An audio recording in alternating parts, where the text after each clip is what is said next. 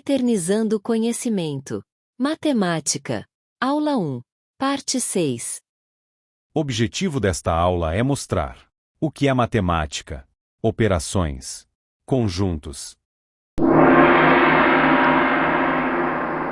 Operações. Vamos à ação: adição, subtração, multiplicação, divisão, potenciação e radiciação. MMC, mínimo múltiplo comum, e MDC, máximo divisor comum. Tá bom. Não vou enrolar mais. Vamos ver o que são essas novas etiquetas. Antes de tudo, precisamos saber o que seria um número múltiplo.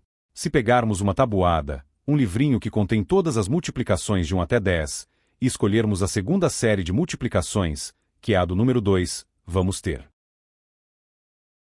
Os resultados dessas multiplicações são todos múltiplos de 2. Então, múltiplo é aquele número que é o resultado de uma multiplicação. E como saber se o número é múltiplo de outro? Aí, precisamos fatorar esse número. E já fizemos isso, lembra? Vamos fatorar o número 18 para saber de quais números ele é múltiplo. Então, começamos a fatoração dividindo 18 pelo primeiro número primo. Se a divisão não for exata, então não usamos esse número e passamos para o segundo número primo. Quando o resultado deu 9, tivemos de mudar para o seguinte primo que dava resto zero na divisão, que foi o 3.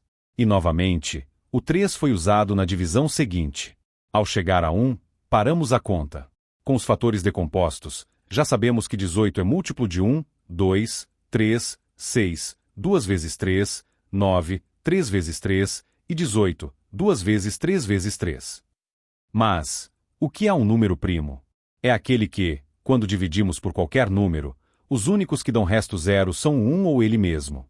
Em outras palavras, só é divisível por 1 e por ele mesmo. Então teremos o 2, 3, o 4 não, porque é múltiplo de 1, 2 e 4, 5, o 6, não. Por quê? 7 continua assim. Note que o número 1 não é considerado primo. Mas e o MMC? Imagine que você, para ir ao trabalho, precise pegar 2 trens. O primeiro parte às 8 horas e passa nas estações de 30 em 30 minutos.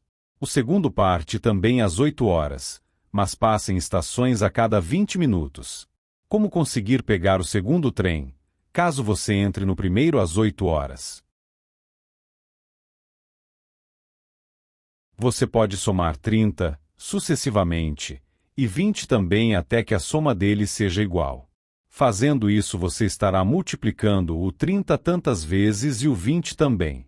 Você estará multiplicando algum número por 30 e também outro número por 20, né? E ainda, você quer que os resultados das suas multiplicações sejam iguais e que isso aconteça na primeira vez.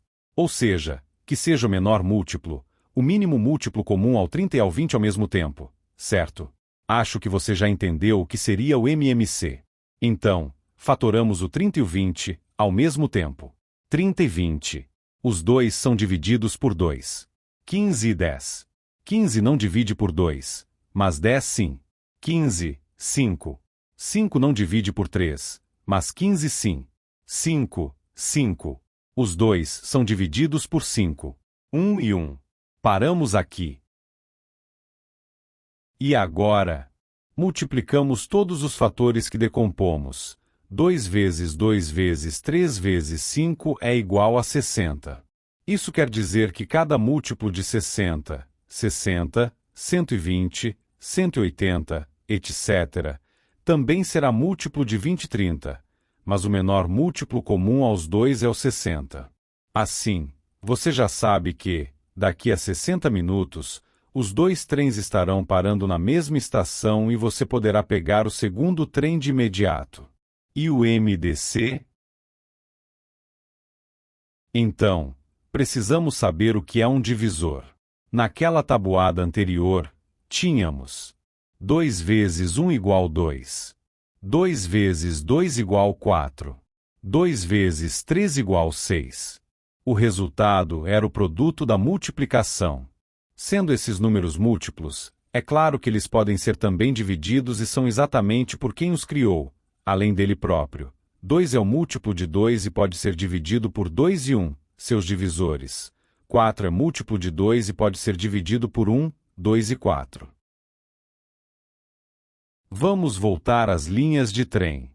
Imagine que o prefeito da cidade viu que os operários estavam chegando muito atrasados no trabalho, porque todos usavam o MMC para economizar tempo. Então, pensou em padronizar as paradas. Qual seria o maior número que poderia dividir os tempos atuais, 20 e 30, para que os trens coincidissem suas paradas? Deveriam ser números que dividissem os dois números ao mesmo tempo. Usando a fatoração dupla, temos 30 e 20. Os dois são divididos por 2. 15 e 10. 15 não se divide por 2, mas 10 sim. 15 e 5. 5 não se divide por 3, mas 15 sim. 5 e 5. Os dois são divididos por 5. 1 e 1. Paramos aí. Note que 2 e 5 dividem os dois ao mesmo tempo, mas o segundo 2 e 3 não. Mas dividir as duas linhas para parar de 2 em 2 minutos ou de 5 em 5 seria muito caro. O maior número comum divisível é o produto do 2 pelo 5, 10. A forma mais econômica seria parar as linhas a cada 10 minutos. E os operários gostaram mais do MDC. Em resumo, você faz uma fatoração dupla com os números desejados, e não precisam ser só dois números não. Depois, você multiplica todos os fatores decompostos, se desejar fazer o MMC.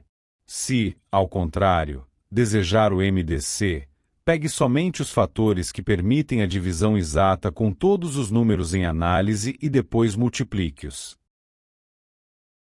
Curiosidades.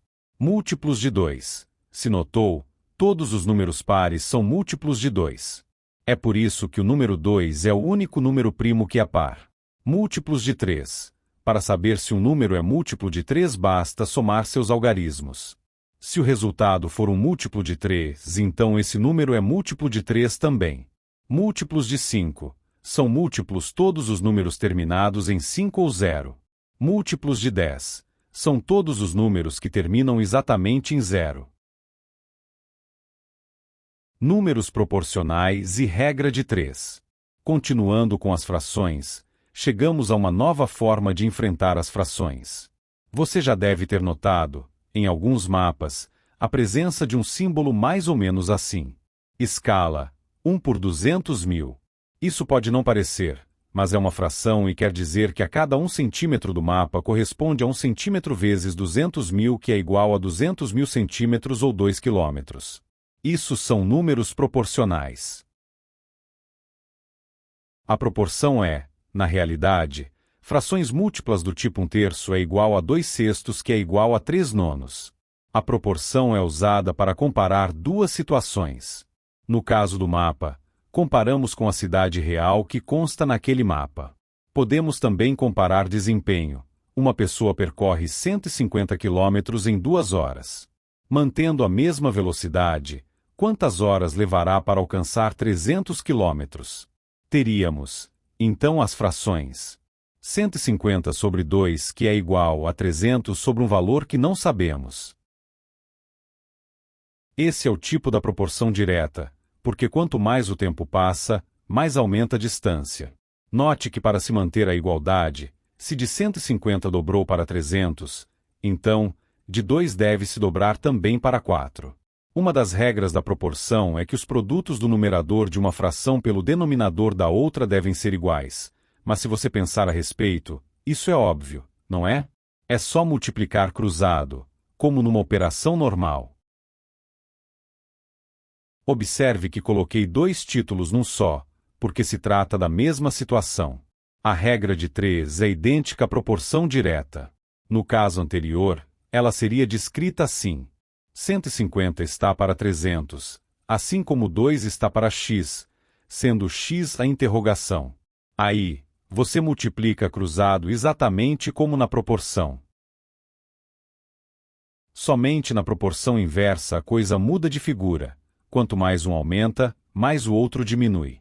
Geralmente, o tempo é o maior problema. Em uma obra, por exemplo, quanto mais operários, menor tempo de construção. Ou numa viagem, quanto maior velocidade, menor tempo de viagem. Ou quanto mais se retira do estoque, menos sobra. Mas vamos ver como funciona. Você viu que as duas situações mencionadas atrás eram proporções que cresciam ou decresciam ao mesmo tempo em conjunto. A distância aumenta, então, o tempo aumentava. Na proporção inversa, teremos que inverter os valores para que possamos resolver o problema. Vejamos um exemplo. Se 2 operários fazem uma obra em 6 dias, 4 operários farão em quantos dias? Você percebe de imediato que se você tiver mais operários, a sua obra termina mais rápido, né? Assim, quanto mais operários, menos tempo de obra. E a proporção tem que ser invertida também, desse modo. De um lado do igual, colocamos os operários, e do outro, os dias, mas invertidos. Então, 6 vezes 2 sobre 4 é igual a 3 dias. Vamos ver a ilustração do porquê. Essa é a situação atual. Se um operário adoecesse, ficaria só um operário que teria de fazer seus 6 dias e mais os 6 dias do segundo operário. Seriam 12 dias para terminar a obra.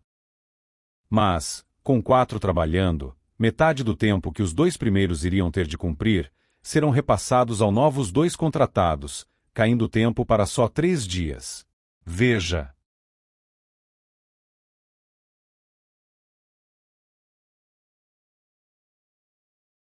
Se vão terminar em 3 dias, então, o prefeito vai diminuir o tempo em horas trabalhadas para estender a obra e ganhar a eleição.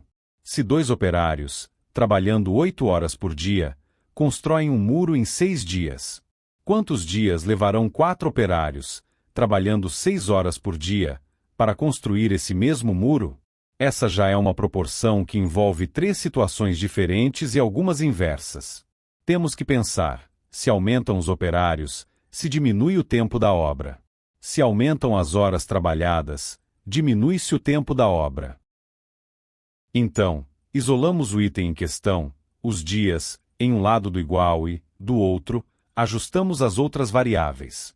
Uma outra maneira de pensar seria multiplicar as 8 horas por dia pelos 6 dias. Teríamos 48 horas para serem cumpridas pelos 2 operários. Aí partimos para 2 situações apenas. Se 2 operários terminam a obra em 48 horas, 4 operários terminam em quantas horas? Como são 6 horas o desejado, então dividimos 24 por 6 e teremos 4 dias. Vamos ver no quadro. A situação atual é essa. Mas houve alteração de horas. Então, observe que 2 horas por dia foram perdidas totalizando 12 horas, mas são 24 horas, porque são 2 operários. Essas 24 horas poderão ser cumpridas por um terceiro operário.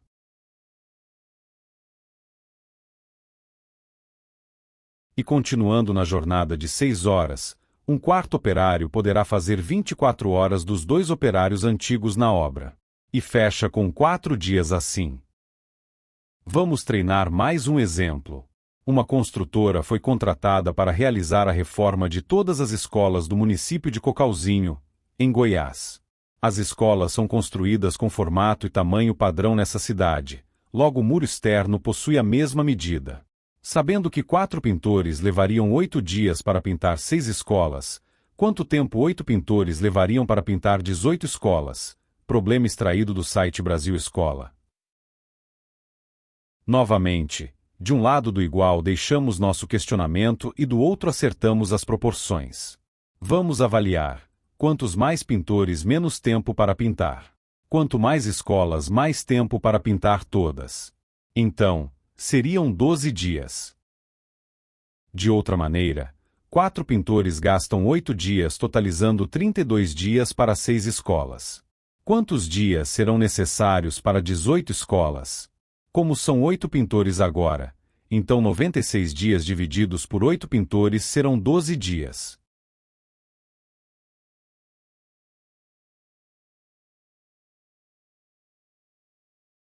Na parte 7, veremos potenciação e radiciação. Sempre do meu jeito. Até lá!